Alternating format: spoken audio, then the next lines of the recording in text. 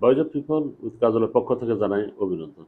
দর্শক, বিএনপির মহাসচিব মির্জা ফখরুল ইসলাম আলমগীর তিনি বলেন যে বাংলাদেশের শত্রুরা আবার মাথা ছাড়া দিয়ে বসছে এবং তারা মাথা আবার তুলে দাঁড়ানোর চেষ্টা করছে, অর্থাৎ ষড়যন্ত্র শুরু করে দিয়েছে। একটা স্বাধীন দেশকে কিভাবে অস্থিতিশীল করা যায় সেই বিষয়গুলো উনি উল্লেখ করেছেন।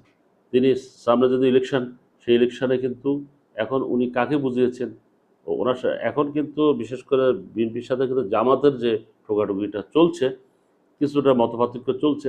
আবার উনি ইন্ডিয়াকে, পার্শ্ববর্তী দেশের ইন্ডিয়াকে মিন করে বলছেন, নাকি উনি অন্য কোনো একটা গোষ্ঠীকে মিন করে বলছে, উনি এটা কিন্তু ক্লিয়ার করেন। উনি বলেছেন যে বাংলাদেশের শত্রুরা কিন্তু মাথা ছাড়া দিয়ে উঠছেন এবং বাংলাদেশকে আবার অস্থিতিশীল করার জন্য চেষ্টা করছেন। কারণ আসলে তো দেখা যাচ্ছে বিভিন্ন জায়গায় অলরেডি শুরু হয়ে গেছে।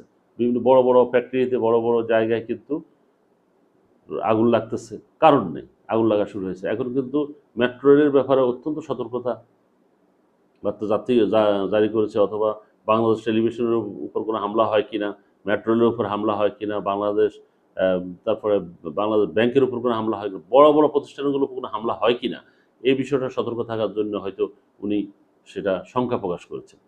এখন বর্তমানে যারা গোয়েন্দা রিপোর্টের ভিত্তিতে খুব দ্রুততার সহিত ব্যবস্থা নিতে হবে, যেন কোনোভাবে আর বাংলাদেশের একটা ধন সম্পদ কোনো ক্ষতি না হয় এবং কোথাও কোনো সমস্যা সৃষ্টি না হয়।